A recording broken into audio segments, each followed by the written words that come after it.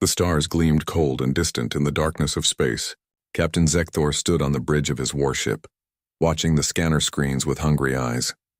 His tall frame cast a shadow across the control panels. The Krynar were built for hunting. Their thick armor-plated skin could stop most small weapons.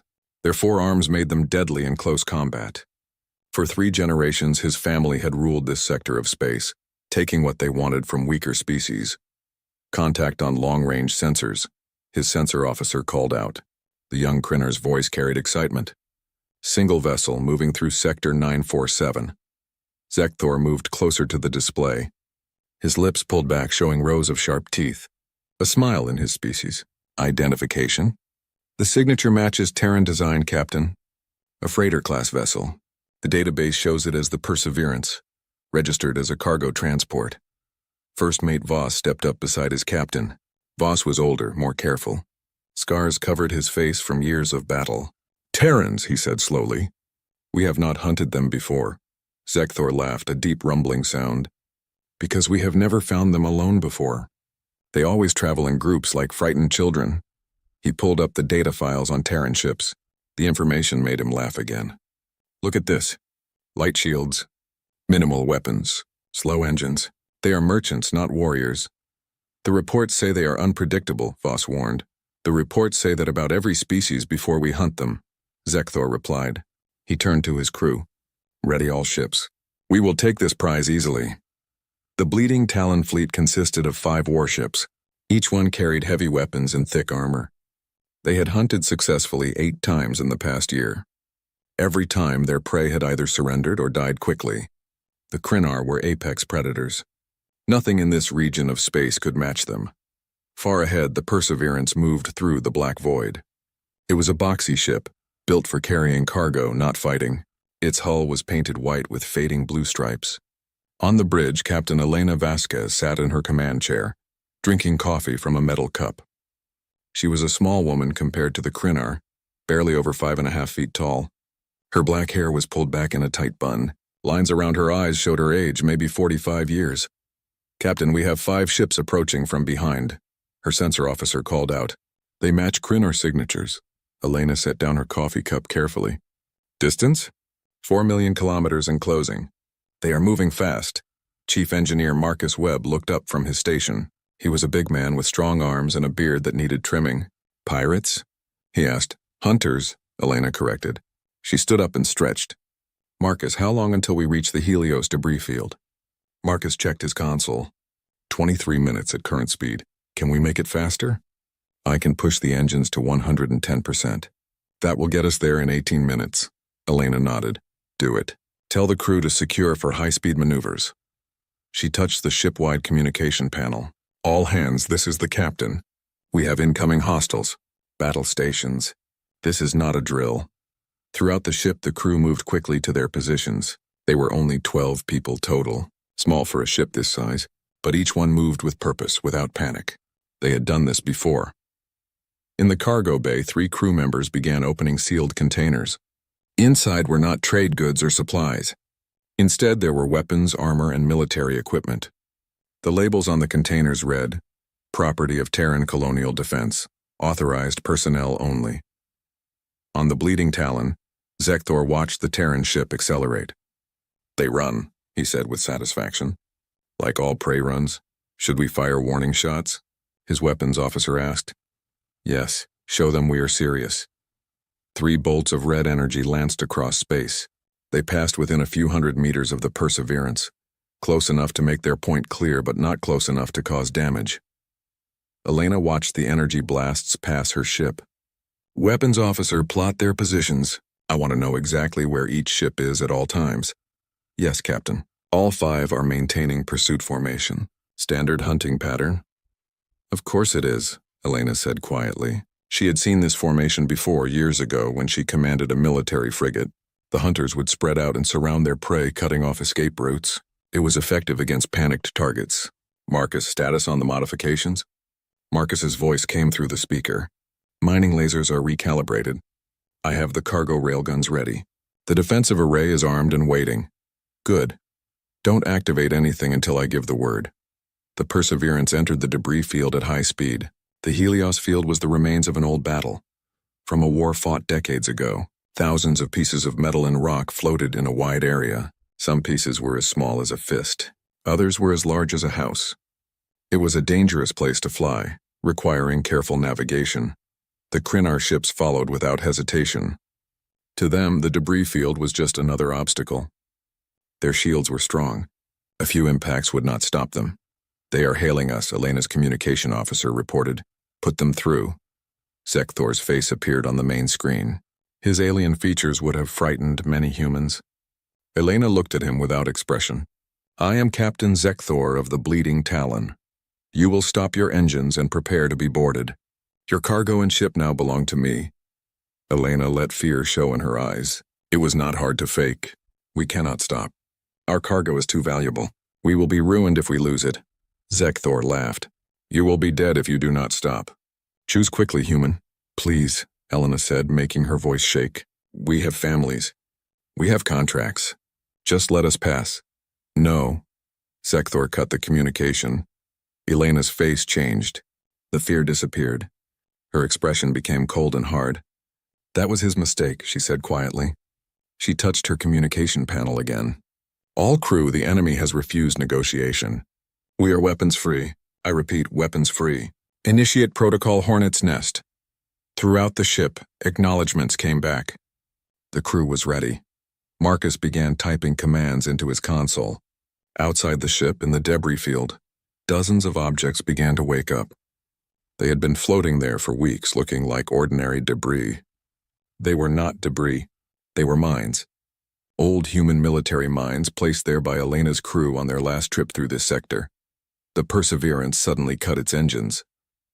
The ship went dark, drifting like it had suffered a power failure. Zekthor saw this and smiled. "The prey has given up. All ships move in. Prepare boarding parties." Voss felt something cold in his chest.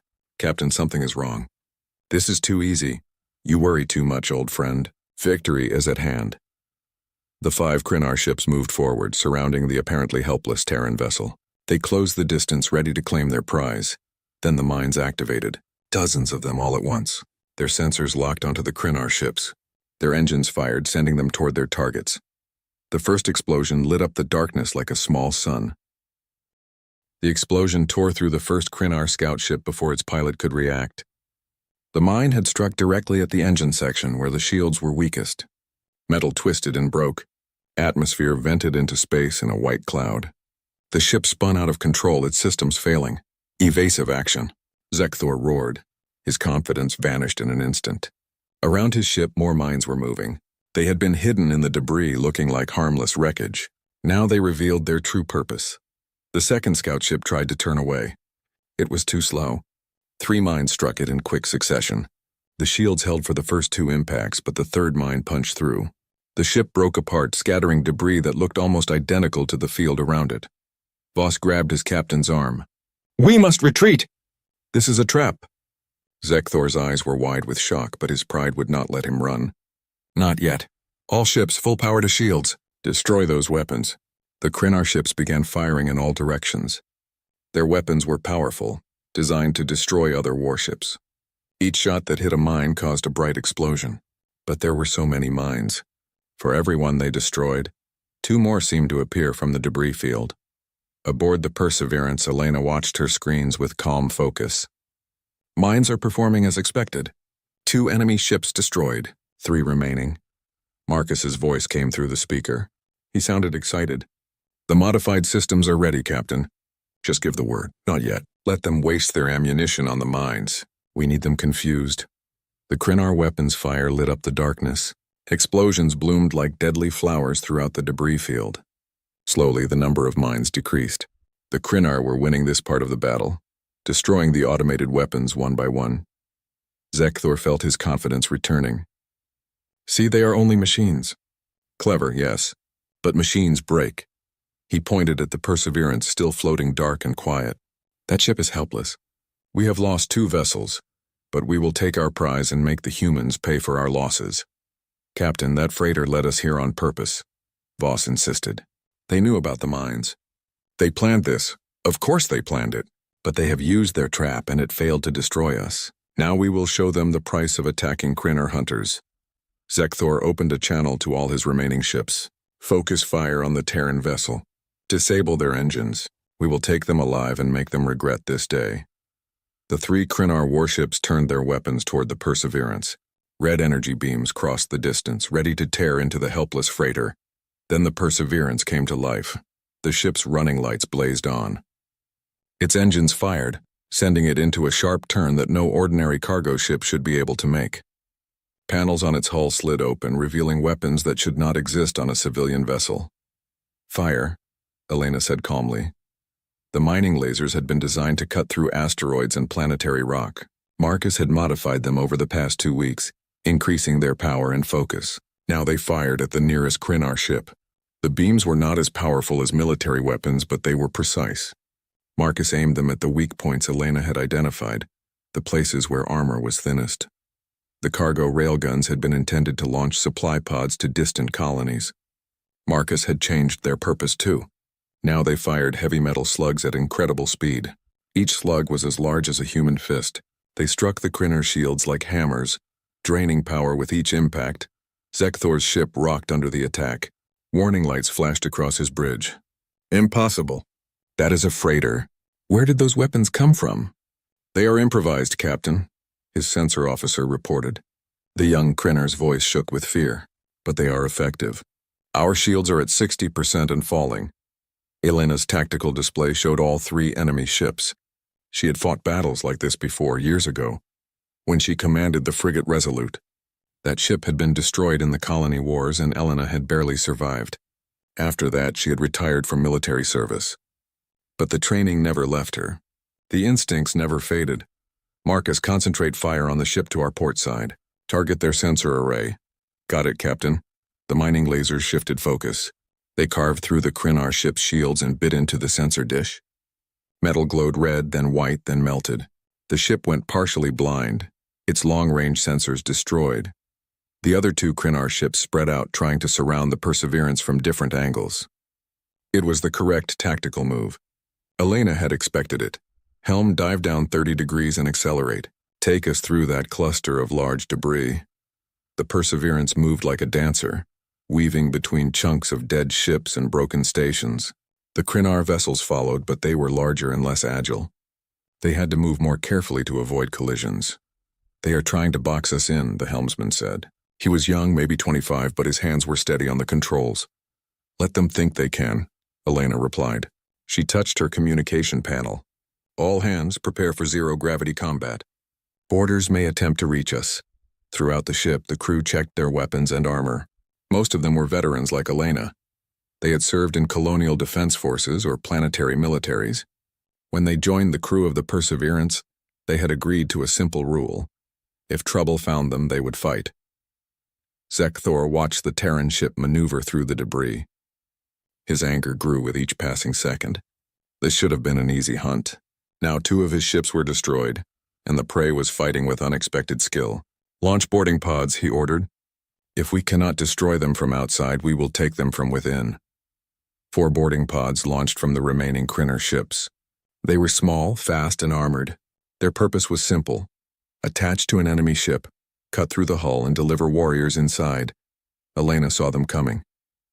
Defensive guns, engage those pods. Small automated turrets emerged from the Perseverance's hull. They fired streams of bullets at the incoming pods. 2 pods exploded before reaching the ship. The other 2 got through, their armor protecting them. They struck the hull with heavy impacts that echoed through the ship. Marcus checked his damage reports. They have attached to Cargo Bay 3 and the lower deck corridor. They are cutting through now. Elena stood up. She picked up a rifle from beside her chair. It was an old military model, well maintained. I will take the Cargo Bay. Marcus, you have the corridor. Understood, Captain. In Cargo Bay 3, the Krynar boarding pod finished cutting through the hull. The circular section of metal fell inward with a clang. 5 Krynar warriors climbed through, their weapons ready. They expected to find frightened civilians. They expected easy victims.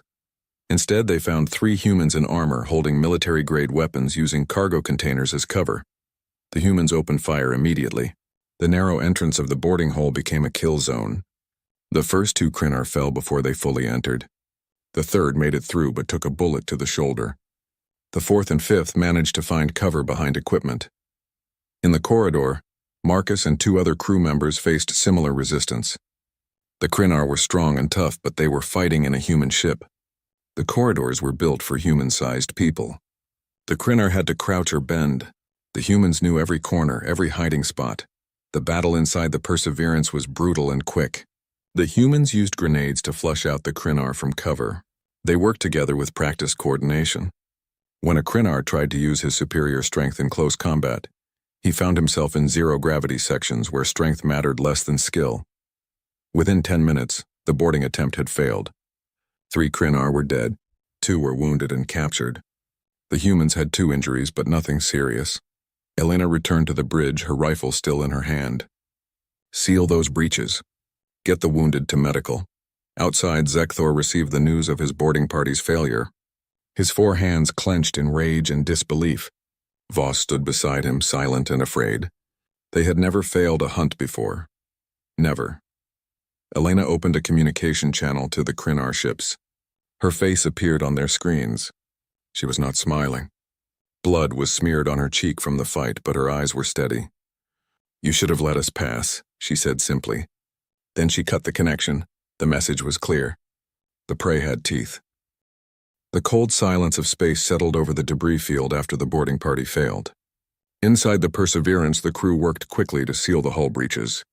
Medical Officer Sarah Chen tended to the wounded, both human and Krynar. The captured aliens sat in the cargo bay, their hands bound, their eyes watching everything with confusion and fear. Elena stood on the bridge, studying her tactical display. 3 Krynar warships remained. Her own ship had taken damage, but nothing critical. The real problem was ammunition. The improvised weapons Marcus had created were effective, but they were running low on supplies. "Status report," she said to her crew. Marcus's voice came through the speaker. "Mining lasers are at 40% capacity. We have maybe 15 minutes of firing time left. The railguns have 20 shots remaining. After that, we are down to standard defensive guns. And the enemy? Still holding position at 3,000 kilometers. They have not moved since the boarding attempt."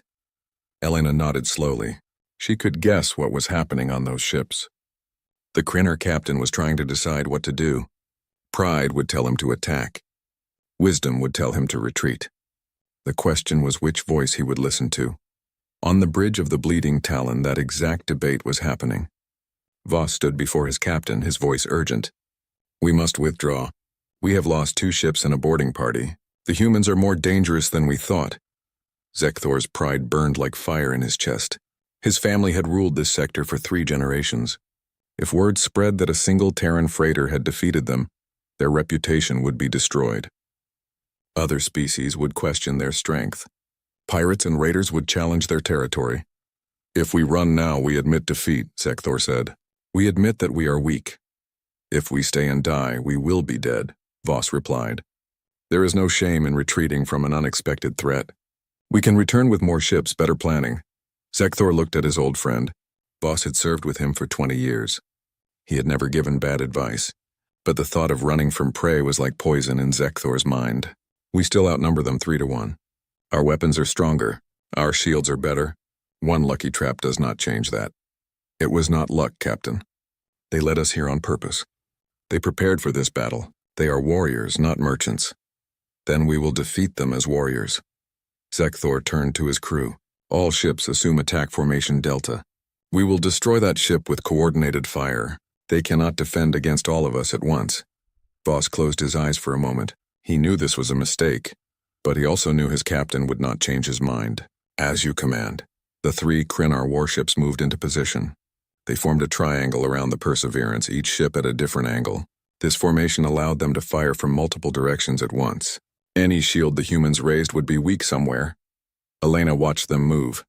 They are committing to the attack. "All crew, prepare for heavy combat." She touched the controls on her command chair, pulling up encrypted files. These files contained information she had hoped not to use. They were backup plans, last resorts. She had prepared them weeks ago before leaving the last human outpost. Marcus came onto the bridge. He was sweating and his hands were dirty from working on the ship's systems. "Captain, we cannot fight all 3 of them at once. Even with the modifications, we are outgunned. I know, Elena said calmly. She looked at her old friend. They had served together in the colony wars, survived battles that killed thousands. Do you remember the cargo we are carrying? Marcus's eyes widened. You cannot be serious. That equipment is meant for the colony defense force. If we use it here, we will arrive with nothing to deliver. If we do not use it, we will not arrive at all. Elena opened the cargo manifest on her screen. Container 17 through 34. Authorization code Vasquez 77 Alpha. Marcus was quiet for a moment. Then he nodded. I will prepare them. How long? 5 minutes, you have 3. Marcus ran from the bridge. Elena opened the ship-wide communication channel. All crew, we are deploying the cargo. I repeat, we are deploying the cargo. Clear the launch bay and prepare for defensive drone operations. In the cargo hold, automatic systems began opening sealed containers. Inside were not weapons for humans to use, but weapons that operated on their own. Military drones, each one the size of a small car. They were designed for space combat, equipped with missiles and guns. 20 of them in total. The colony was supposed to use them to defend against raiders. Now they would serve a different purpose. The Krynar ships began their attack. Red energy beams crossed space from 3 directions. The Perseverance's shields flared bright as they absorbed the impacts. Warning alarms sounded on the bridge. Shields at 70%, the defense officer called out. They are concentrating fire on our starboard side. Helm, rotate us. Do not let them focus on one section. Elena watched the enemy ships on her display. She was looking for patterns, for mistakes. Every commander had habits. Every crew had routines. The Perseverance spun slowly, spreading the damage across its shields. The mining lasers fired back, but they were weaker than the Krynar weapons. The railguns launched their remaining slugs, forcing one enemy ship to adjust its position. Then Marcus's voice came through the speaker. Cargo is ready, Captain. Waiting for your command. Deploy. The side of the Perseverance opened like a flower blooming. 20 drones launched into space, their engines firing in perfect coordination. They spread out in a wide pattern surrounding the Krynar ships. Zekthor saw them appear on his sensors. What are those? Unknown small craft, his sensor officer reported. They are armed. Multiple weapon signatures. Destroy them. But the drones were small and fast. They had been designed by humans who understood warfare. Each drone moved independently but also worked with the others. They swarmed like insects, attacking from multiple angles. The first missiles struck Zekthor's ship. The shields held, but barely. More missiles came from different directions. The Krynar weapons tried to track the small, fast targets, but the drones were programmed to evade. One of the other Krynar ships, already damaged from the earlier mine attacks, took heavy fire from 5 drones at once. Its shields collapsed. Missiles struck the hull directly. Secondary explosions rippled across the ship's surface. Get us out of here, the captain of that ship screamed. His vessel turned and accelerated away from the battle, trailing debris and venting atmosphere. Now there were only 2 Krynar ships left. The odds had changed. Elena pressed her advantage. All weapons, focus on the damaged vessel. Marcus, get every last shot from those railguns. The Perseverance and its drone swarm concentrated their attack on one ship. It was the vessel that had lost its sensor array earlier. The Krynar crew fought bravely, but they were fighting blind. Without sensors, they could not track all the threats around them. A mining laser carved through their shield generator. The protective field around the ship flickered and died. Drones swooped in, firing missiles at close range. The Krynar ship tried to flee, but it was too slow. Explosions tore through the engine section. The ship went dark and began drifting. Zekthor watched his fleet fall apart around him. 2 ships destroyed, 1 fleeing, 1 disabled. Only the Bleeding Talon remained in the fight. His crew looked at him with fear in their eyes. They were waiting for orders. Pride warred with survival instinct in Zekthor's mind. He had never retreated from a hunt. His father had never retreated. His grandfather had never retreated. But they had never faced an enemy like this. Voss stepped close and spoke quietly. Captain, we must go, now, while we still can. Elena saw the last Krynar ship hesitating. She could finish them. The drones had enough missiles left, but destroying them would mean killing everyone on board. She thought about the captured Krynar in her cargo bay. Young warriors who had been following orders. She thought about the wounded she had treated. She made a decision. drone's defensive formation. Do not fire unless fired upon. She opened a communication channel to the Bleeding Talon. Crinner vessel, you have one chance. Leave now or we will destroy you. Zekthor appeared on her screen. His face showed shock and rage and something else. Respect, perhaps. You defeated us, he said quietly. I did not believe prey could do this. We are not prey, Elena replied. Her voice was hard. We are humans. Remember that. For a long moment, the two captains stared at each other across the void. Then Zekthor nodded slowly. I will remember. His ship turned and began accelerating away from the battle. Elena watched him go. She did not lower her weapons until the Crinnar ship was out of range. Marcus came back onto the bridge. He looked exhausted. They are leaving. Yes, we won. We survived, Elena corrected. She looked at the debris field around them, at the destroyed ships, at the drifting lifeboats from the Crinnar vessels. Now comes the hard part. We need to rescue the survivors. The Perseverance drifted through the debris field, its running lights reflecting off broken metal and scattered wreckage. The battle was over, but the work had just begun. Lifeboats floated in the darkness carrying Crinnar survivors from the destroyed ships. Some were injured. All were shocked. Elena stood on the bridge watching the rescue operations on her screens. Her crew was bringing the survivors aboard, one boat at a time. It was dangerous work. Any of the Crinnar could still be hostile. But it was also the right thing to do. Marcus appeared beside her holding 2 cups of coffee. He handed one to Elena. Medical says we have space for maybe 30 more survivors. After that, we will be overcrowded. How many are still out there? 42, according to the life sign scans. Elena sipped her coffee. It was bitter and strong, the way she liked it. We will find room. We are not leaving anyone to die out here. The crew will not like it. These aliens tried to kill us an hour ago. I know, but we are not pirates or murderers. We will treat the survivors according to galactic law. She looked at Marcus. Besides, they need to tell their people what happened here. Marcus understood.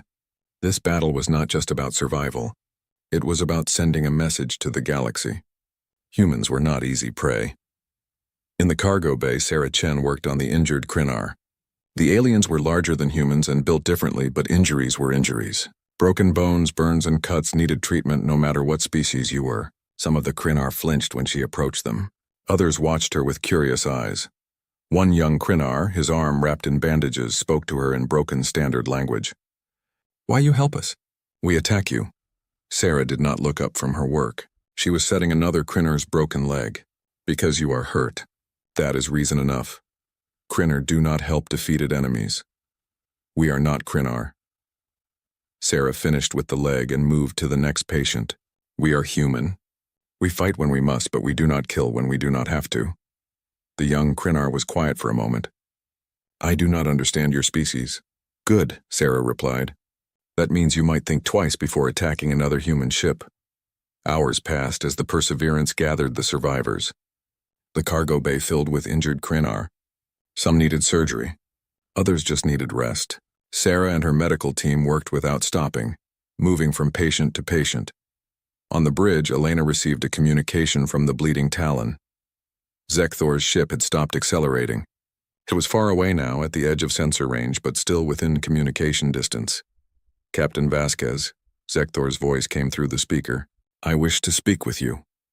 Elena gestured for the communication officer to open a video channel. Zekthor's face appeared on the main screen. He looked older than before. Tired. The confidence was gone from his eyes. You are rescuing my warriors, Zekthor said. Yes. Galactic law requires it. Crinnar law does not. We would leave your people to die.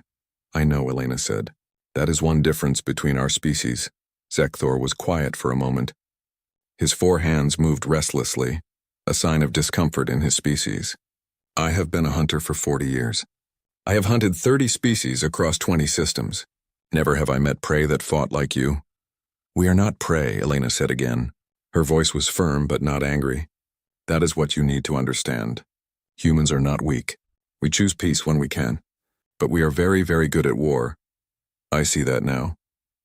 Zekthor looked at something off-screen, then back at Elena. Your ship is damaged. You are far from your territory. You have many prisoners who could still be dangerous. Why not kill them? It would be easier. Elena considered her answer carefully. This was important, not just for this conversation, but for what would happen next. Because we believe that strength is not just about who can kill the most. Real strength is knowing when to stop killing. Real power is choosing mercy when you could choose vengeance. That sounds like weakness to me. Does it? Elena leaned forward. Your fleet attacked us. We destroyed or disabled 4 of your 5 ships. We killed your warriors when they boarded us. We could have destroyed your flagship too, but we let you live. Was that weakness? Or was that us showing you that we could win, and choosing to stop anyway? Zekthor's eyes narrowed. He was thinking, processing. You are saying you defeated us completely, that you held our lives in your hands, yes, and you chose to let us live. Yes. Why? Elena smiled, but it was not a warm smile. So you could go home and tell your people what happened here. So the word would spread. So the next time a Crinner ship sees a human vessel, they will remember this day. Understanding dawned in Zekthor's eyes. This was not mercy. This was strategy. The humans were using him as a messenger. Every Crinner who heard this story would think twice before attacking humans. The defeat would spread fear more effectively than destroying every ship would have. You are clever, Zekthor said. There was respect in his voice now. More clever than I thought. We have been fighting wars since before we could travel the stars, Elena replied. We learned these lessons in blood on our own world against our own kind. We know how to send messages. We know how to make examples, and we know how to make sure those examples are remembered. Zekthor nodded slowly. What do you want from me? Your warriors will be returned to you when we reach the next station. They will be unharmed and well treated. In exchange, you will tell everyone what happened here. You will tell them that human ships may look like easy targets, but they are not. You will tell them that humans are dangerous when provoked. And if I refuse, then we will tell the story ourselves. But it will be better if it comes from you. Other species will believe a Crinnar hunter more than they will believe a human merchant. Zekthor thought about this. His pride was wounded, but he was not stupid. The humans were offering him a way to turn this defeat into something useful, a warning that would protect both his people and theirs from future bloodshed. I will do as you ask, he said finally. But I have a question. Your ship is a freighter, yet you fought like a military vessel. How? Elena glanced at Marcus, who nodded. She looked back at Zekthor. Every human ship in space has a crew trained for combat. Every captain has military experience. Every engineer knows how to make weapons from mining tools. We do not show this to the galaxy because we prefer peaceful trade, but make no mistake, we are always ready for war. Your species is paranoid. Our species is cautious. We have enemies. We have rivals. We have learned that the galaxy is dangerous. So we prepare. Every ship that leaves human space carries hidden weapons, trained crew, and emergency plans. The Perseverance is not special. We are normal. Zekthor absorbed this information. If the humans were telling the truth, then every human ship in space was potentially a warship in disguise. The implications were staggering. How many other species had made the same mistake he did? How many had attacked human vessels thinking they were easy prey? How many ships do humans have in this sector? He asked. Enough. Elena did not elaborate. Let him wonder. Let him worry. The communication ended soon after. Zekthor's ship jumped to faster-than-light speed and disappeared. Elena sat back in her chair and let out a long breath. Her hands were shaking slightly. The adrenaline from the battle was finally wearing off. Marcus sat down beside her. That was well done, Captain. It was necessary. Elena looked at the damage reports on her screen. The Perseverance had taken a beating. Hull breaches, damaged systems, depleted ammunition. They would need weeks in a repair dock. How long until we reach Haven Station? 3 days at current speed. We cannot push the engines any harder in their condition. 3 days with 40-plus Crinnar prisoners and limited supplies. This will be interesting. The crew is already complaining about the smell. Crinnar apparently have very different ideas about hygiene. Elena laughed tiredly. Tell them to deal with it. Those prisoners are our proof that this happened. When we reach the station, I want every species in the sector to see Crinnar warriors being returned by a human freighter. I want them to see that we won. You are thinking like a politician now. I am thinking like a survivor. Elena stood up and stretched. Her back hurt. Her head hurt. But she was alive, and so was her crew. I am going to check on the wounded. You have the bridge. Aye, Captain. As Elena walked through the corridors of her damaged ship, she passed crew members working on repairs. They looked exhausted but proud. They had faced a superior enemy and won through courage, planning, and skill. That was worth celebrating. But Elena knew this was just the beginning. The galaxy was about to learn what humans were really capable of, and she was not sure if that was a good thing or a terrifying thing. Maybe it was both. 3 days later, the Perseverance limped into Haven Station. The station was a massive structure floating in space, built by a coalition of species for trade and commerce. Ships from dozens of worlds docked here. It was neutral ground where business happened and news spread quickly. Elena stood on the bridge as they approached. The station's control tower had already noticed the damage to her ship. They had also noticed the Krynar lifeboats attached to her hull and the unusual power signatures from the cargo bay. Haven control to Perseverance. A voice came through the communication system. It belonged to a Vex, one of the insect-like species that managed most galactic stations. You are showing significant battle damage. Do you require emergency assistance? This is Captain Vasquez of the Perseverance. We require docking and repair facilities. We also have 43 survivors from another species who need to be returned to their people. There was a pause. Elena could imagine the confusion in the control tower. A human freighter damaged in battle carrying survivors? That was unusual. Understood, Perseverance. You are cleared for docking Bay 7. Medical teams are being dispatched. Please transmit a full report of the incident. Will do, Haven Control. Thank you. The Perseverance docked slowly. The process took longer than usual because of the damage to the maneuvering thrusters. But finally the ship settled into place with a heavy clang. The docking clamps locked on. The airlock connected. Elena opened the cargo bay doors remotely. Krynar survivors began filing out, escorted by her crew. Many of them were bandaged or limping. All of them looked confused to be alive. On the station's docking level, a crowd had gathered. Word had spread quickly. People wanted to see the Krynar warriors who had been defeated by a human freighter. Station security kept the crowd back, but they could not stop the staring and whispered conversations. Zekthor was waiting on the station. He had arrived a day earlier and had been granted temporary diplomatic status while waiting for his warriors. When he saw them walking off the Perseverance, his expression was complicated. Relief that they were alive. Shame that they had been captured. Confusion about what this all meant. Elena walked down the cargo ramp to meet him.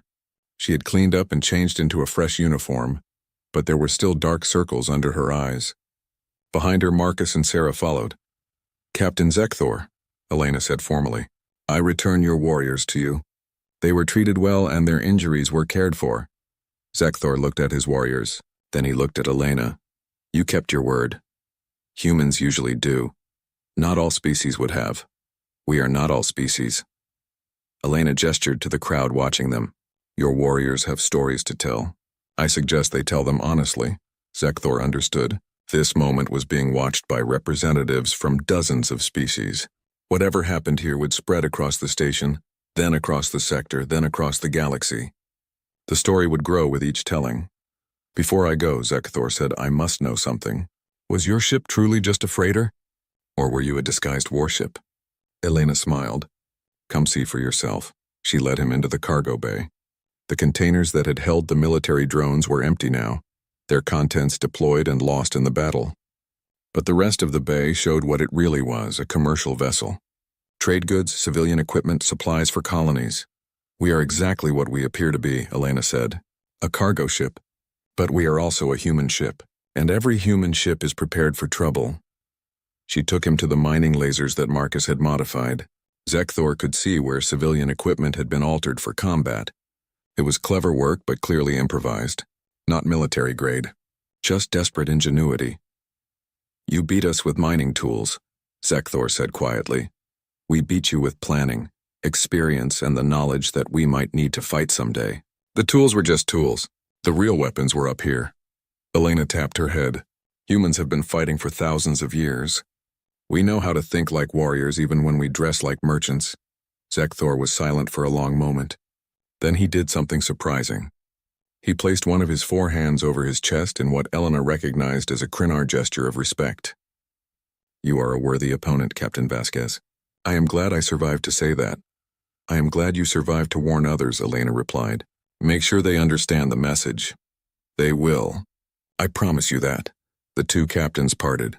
Zekthor gathered his warriors and left the station on a ship sent by his clan.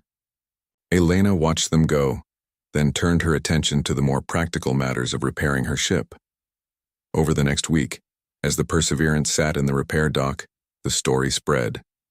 Every species on the station heard about it. The details varied depending on who told it, but the core message was always the same. A human freighter had been attacked by Krynar hunters and had won decisively. The station's information brokers picked up the story and sold it across their networks.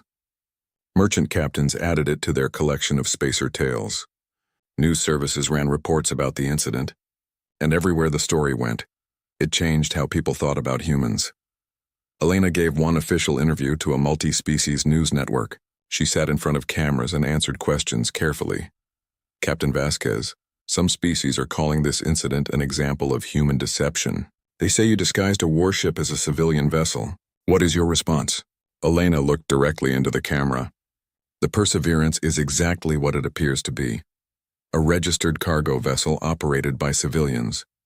We were not looking for a fight.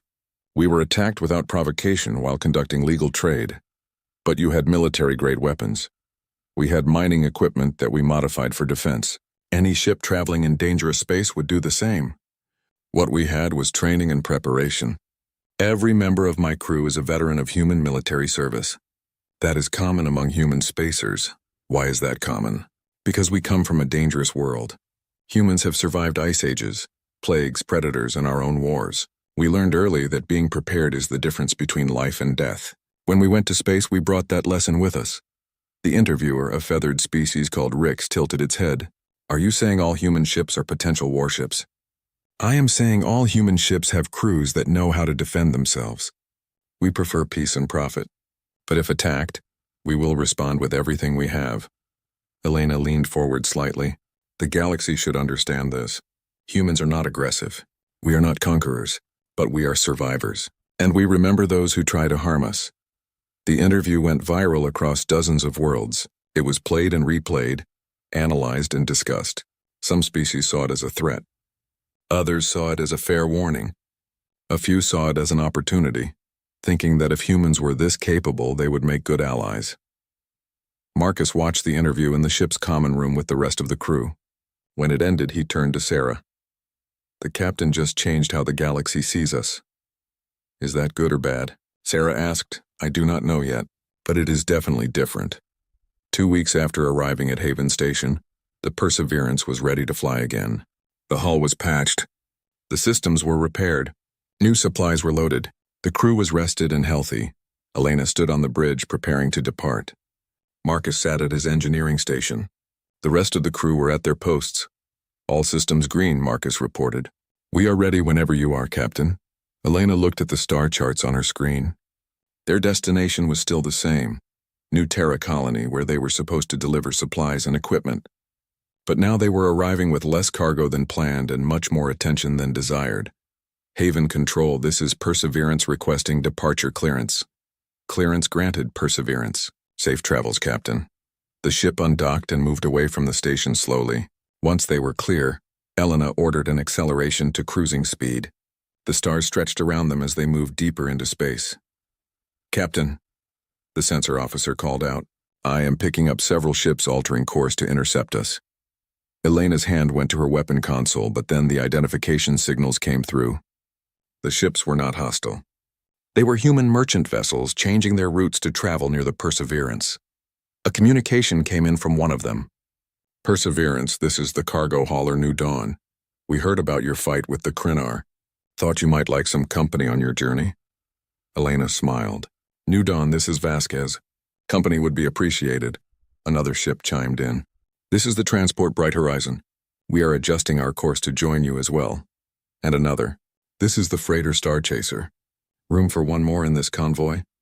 By the time they reached the jump point, 6 human ships were traveling together.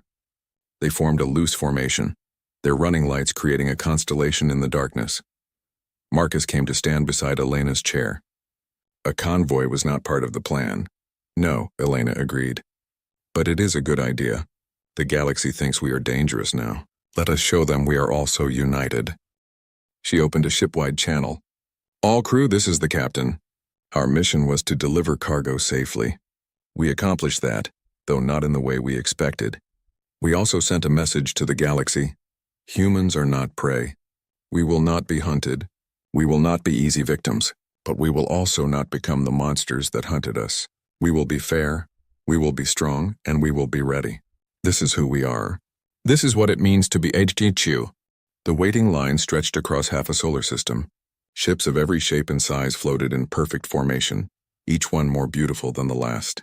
The Threxian vessel looked like a flower made of crystal and gold. The Pavnathi ship gleamed with purple light that pulsed like a heartbeat. The Shard Collective had sent a vessel that looked like a floating cathedral made entirely of singing glass. This was the line for the Galactic Council Summit of Peace. It happened once every 100 years. Every major species in the galaxy sent their most beautiful diplomatic ships to attend. It was the most important peaceful gathering in known space. Security Director Zixathera watched the monitors from her command station. She had 6 arms, each one working a different control panel. Her species, the Velcrin, had been running council security for 3 centuries. Nothing surprised her anymore. Or so she thought. "Director," her assistant called out. "We have a new ship entering the queue." "Identify it," Zixathera said without looking up. Ships had been arriving all week. It's transmitting human credentials. That made Zixathera look up. The humans were new to the galactic community. They had only made first contact 15 years ago. This was their first time being invited to the summit. The council wanted to see if they were ready to join civilized space. "Good," Zixathera said. "What does their diplomatic vessel look like?" Her assistant's skin turned pale blue. That was a fear response. "Director, it's not a diplomatic vessel. It's a warship. A big one." Every alarm in Zixathera's head went off at once. She pulled up the scan on her main screen. Her blood went cold. The ship was massive. It was 3 times the size of any diplomatic vessel in the queue. Its hull was dark gray, covered in armor plating. Weapon ports lined its sides like teeth in a shark's mouth. Rail cannons. Missile batteries. Energy weapons she couldn't even identify. The name was printed on the side in bold white letters, UHSV Indomitable. "Get me the council chair." "Now," Zixathera said. Within minutes, her screen filled with faces. Council members from dozens of species appeared, all talking at once. Chair Mordesh, a being of pure energy wearing diplomatic robes, called for silence. "What is the meaning of this?" Mordesh's voice boomed. "Why is there a human warship in the diplomatic queue?" "I don't know," Zixathera admitted. "But it gets worse." "I'm reading their power signatures. Weapons are hot. Reactors at 70%. That ship is ready for combat." The screen exploded with panic. The Pavnathi ambassador started screeching. The Threxian representative demanded military escorts. Even the calm archivist's floating brains in jars bubbled with concern. "This is an act of war," someone shouted. "The humans are showing their true nature," another voice cried. Chair Mordesh raised glowing hands for silence. "Has the vessel made any threatening moves?" Zixathera checked her sensors. "No, they're just waiting in line." They transmitted diplomatic credentials and took their place in the queue. "They're following all protocols perfectly. Hail them," Mordesh commanded. "I want to know what they think they're doing." Zixathera opened a channel. "Human vessel Indomitable, this is Galactic Council Security. Please state your intentions." There was a brief pause. Then a human woman's voice came through, sounding almost bored. "This is UHSV Indomitable, Captain Samantha Rodriguez commanding. We're here for the summit. Filed our credentials 3 months ago, just waiting our turn like everyone else." The calm response somehow made it worse. Zixathera looked at Mordesh, who looked as confused as energy beings could look. "Captain Rodriguez," Mordesh said, "you are aware this is a peace summit?" "Yes, sir." "And you brought a warship?" "Yes, sir." "Is there a problem?" Half the council members started talking at once again. Zixathera had to mute several of them. "We will discuss this internally," Mordesh said carefully. "Please stand by." The channel closed. Immediately, the council erupted into argument. "They're planning an attack," the Pavnathi ambassador insisted. "Why else bring a warship?" "Perhaps it's a cultural thing?" suggested one of the archivists. "We should research human customs before—" "There's no custom that explains bringing weapons of war to a peace conference," the Threxian representative interrupted. Sixathera pulled up everything Council intelligence had on the humans. The file was smaller than she expected, but deeply concerning. Humans had ended their first interstellar war in 3 months. 3 months. Most wars lasted decades. They treated gravity like a suggestion. Their ships could pull maneuvers that would turn most species into paste. The Indomitable had its own file. It had survived something called the Battle of Proxima Rift, where it held off an entire enemy fleet alone. For 6 hours, against impossible odds. The ship should have been destroyed in the first 10 minutes. Instead, it was still here, floating in the diplomatic queue like this was normal. Captain Rodriguez's file was even more interesting. 42 years old. 20 years of military service. Decorated for bravery 16 times. Not a single mark on her record for aggression or disobeying orders. Everyone who served under her was loyal to the point of fanaticism. Enemy species respected her even while fighting her. The file also noted that she had never lost a crew member unnecessarily. Every military action she took was calculated to minimize casualties on both sides. She was known for accepting enemy surrenders instantly and treating prisoners well. That didn't match with someone planning an attack, but it also didn't explain why she'd bring a warship to a peace summit. Director, her assistant said quietly, the other ships in the queue are repositioning. Sixathera pulled up the tactical display. Her assistant was right. Every ship within 500 kilometers of the Indomitable was slowly moving away. The Threxian vessel had activated its shields. The Quillian ship was pre-spinning its faster-than-light drives, ready to run at the first sign of trouble. The humans just floated there, waiting patiently. We need to make a decision, Mordesh said. We either let them in or we don't. What does intelligence say? Sixathera pulled up her report. The humans are confusing. They're extremely good at war. Frighteningly good. But they don't start wars. They end them. Usually fast. Every conflict they've been in was either defensive or to protect civilian populations. So they're not conquerors. Someone asked, I don't think so, but they're definitely warriors. And right now they have a warrior ship at our peaceful gathering. The Pavnathi ambassador made an angry sound. I refuse to attend a summit with that ship present. My people still remember what human weapons did to our fleet. Your fleet attacked a human colony, the archivist noted calmly. The historical record is clear. That's not the point. The point is they brought overwhelming force to a diplomatic event. Mordesh dimmed with thought. Perhaps that is exactly the point. Perhaps they're sending a message. But what message? Nobody had an answer. The Council had dealt with aggressive species before. They had protocols for threats and ultimatums. But the humans weren't threatening anyone. They weren't demanding anything. They were just there, waiting politely with enough firepower to level a planet. Run a deep scan of their ship, Mordesh ordered. I want to know everything. Crew complement. Weapon status. What they ate for breakfast, everything. Sixathera hesitated. That's technically a violation of diplomatic protocols. If they detect it, do it anyway. I need to know if we're in danger. The deep scan took 3 minutes. The results made Sixathera's 6 hearts skip beats. Crew of 800, she read aloud. All at their stations. 300 are combat marines. Weapons are powered but not targeted. Shields are at standby. Point defense systems are active. Reactors can go to full power in 90 seconds. They're ready for a fight, someone whispered. But they're not starting one, Sixathera added. This is a defensive posture, not an aggressive one. They're ready to respond to threats, not create them. What's the difference? The Pavnathi ambassador demanded. Sixathera looked at the ship on her screen. It hung in space like a sleeping predator. Beautiful in its own terrifying way. The difference, she said slowly, is that aggressive ships hunt. Defensive ships wait. That ship is waiting, but for what? Mordesh asked. Nobody answered. The human warship just floated there in the diplomatic queue, patient and deadly like a sword at a wedding, present but not drawn, ready but not striking, and that somehow was the most frightening thing of all. The Council Intelligence Division worked through the night. Their assignment was simple but terrifying. Figure out what the humans were planning. Chief Analyst Krevan had never been so stressed in his long life. He was a Methodian, a species known for calm logical thinking.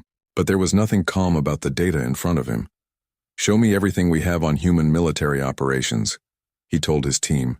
The files appeared on screens all around him. There weren't many. Humans had only been in space for 15 years. But every single military action was documented in disturbing detail. The first file was the Kessler Station incident, a mining station on the human frontier. The Pavnathi had claimed it was in their territory and attacked without warning. 3 human civilians died in the first strike. The human response was fast and brutal. 2 human destroyers arrived within hours. The Pavnathi fleet was 10 times their size.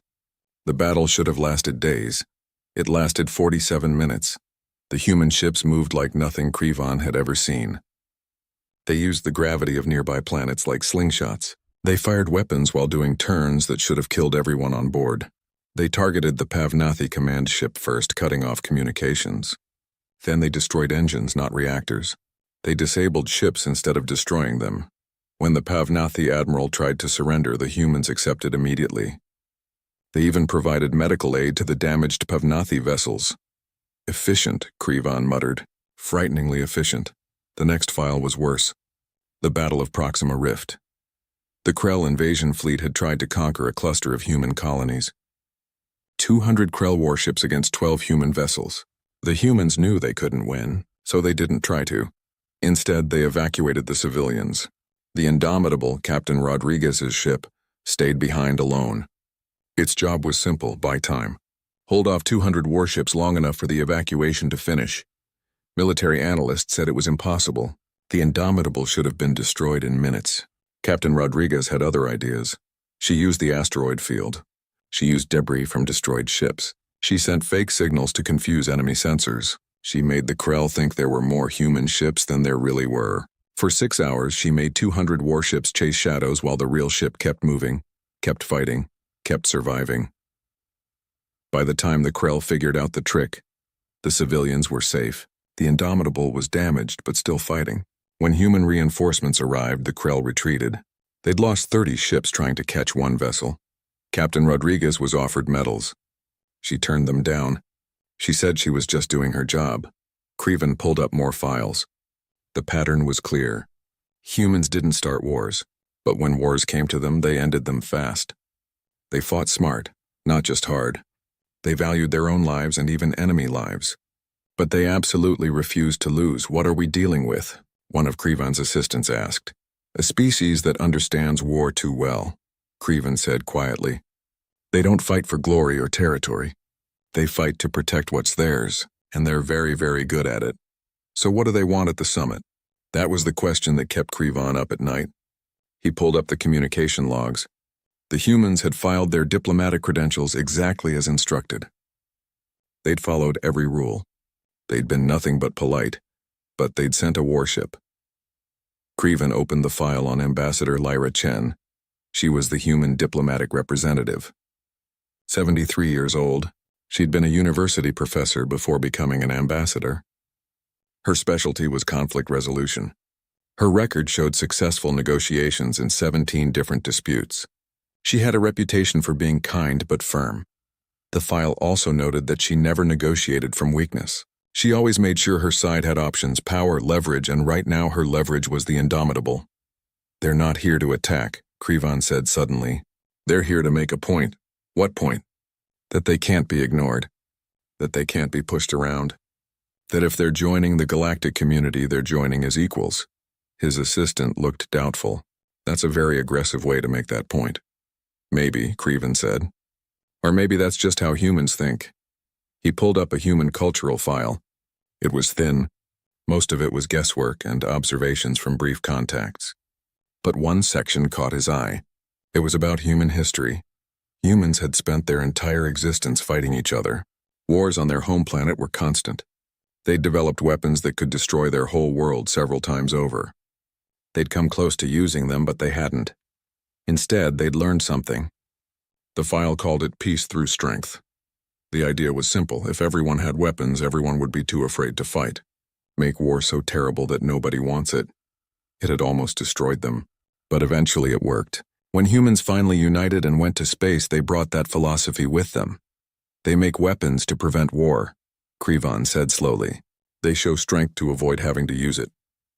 That's insane, his assistant said. That's human, Krivan corrected. Back at the council station, the tension was rising. More ships were arriving for the summit. Each one noticed the human warship in the queue. Each one sent panicked messages to Council security. Zixathera was fielding complaints from 24 species. The Quillian Harmony wanted the humans removed. The Methodians suggested quarantine protocols. The Shard Collective was debating whether to leave entirely. Only one species wasn't complaining. The archivists, the floating brains who studied everything, were fascinated. "This is remarkable," their spokesperson said. "We're witnessing a first contact moment. Not of bodies, but of philosophies." "This isn't helpful," Zixathera snapped. "She was tired and stressed, isn't it?" The archivist replied. "Consider we invited the humans to send their finest vessel. They sent a warship. What does that tell us? That they're planning something. Or that to them, a warship is their finest achievement. Think about what that means. We build beautiful diplomatic vessels to show our commitment to peace. They build powerful warships for the same reason." Zixathera stopped. "That was an interesting thought.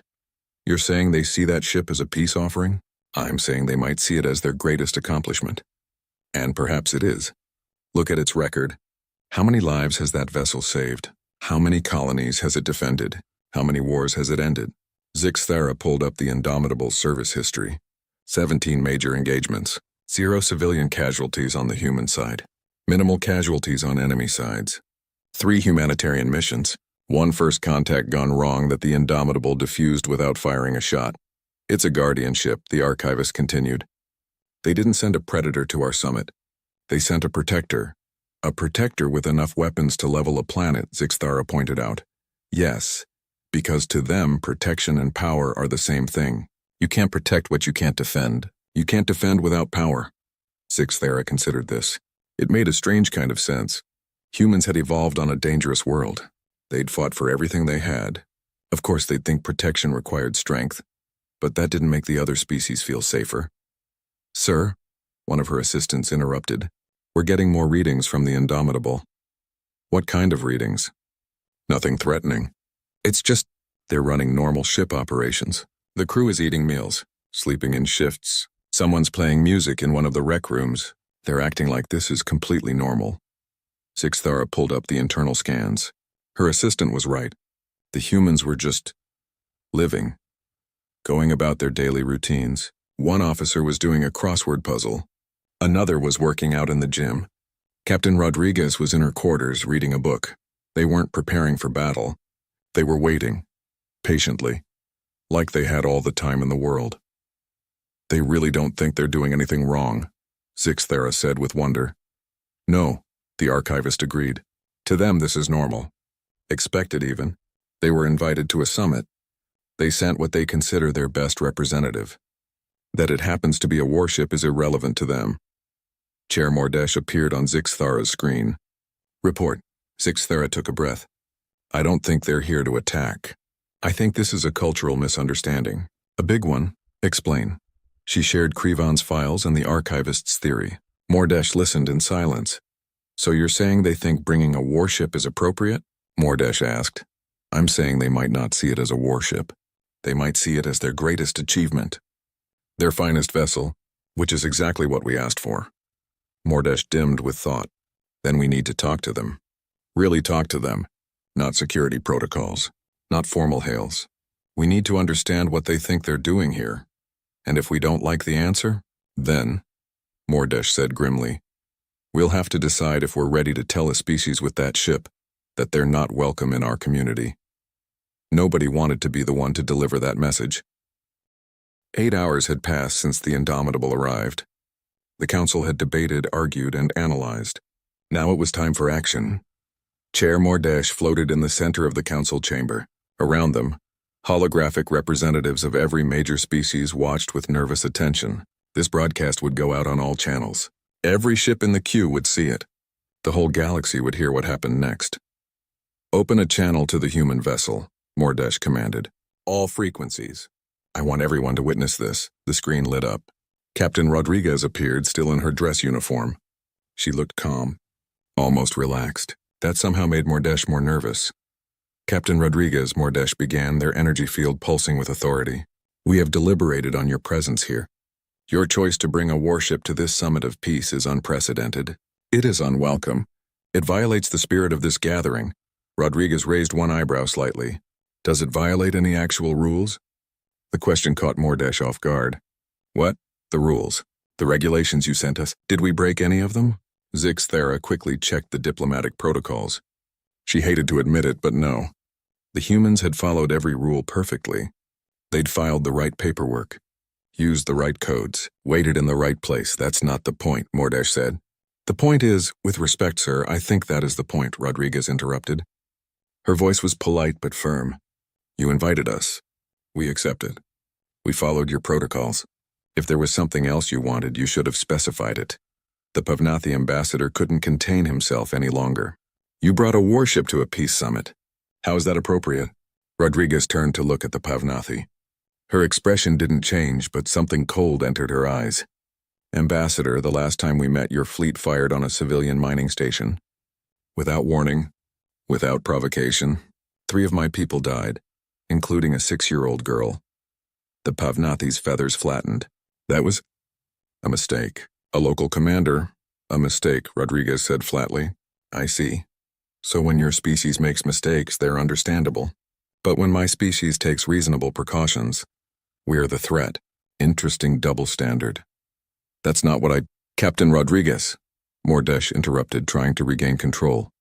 Let us focus. You are in a ship built for war. This is a gathering built for peace. Surely you can see the contradiction. For the first time, Rodriguez looked genuinely confused. No, sir. I honestly don't see a contradiction. Silence fell across the channel. Every species waited to hear what the human would say next. Rodriguez looked off-screen for a moment as if checking with someone. Then she sighed. Okay, I think we need to have a different conversation. Let me bring in Ambassador Chen. She's better at explaining things than I am. The screen split. An elderly human woman appeared next to Rodriguez. She was small with white hair and wrinkles around her eyes. She looked like someone's kind grandmother.